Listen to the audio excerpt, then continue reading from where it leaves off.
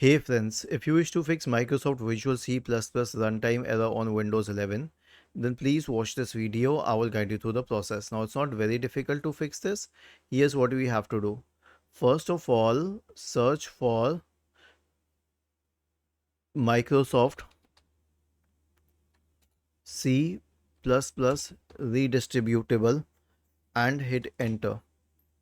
Okay, go to the Microsoft Visual C++ redistributable page. Now scroll down. Go to the x64 version and download it. Click on open corresponding to it and then repair or install it, whatever option you get. If this doesn't help, then straight away search for command prompt in the Windows search bar and click on run as administrator.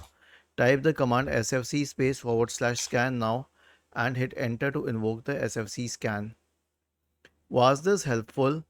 If yes, then please subscribe to the channel. If not, then let us know in the comment section of the video on how we could help you further. Thank you for watching this video and have a nice day.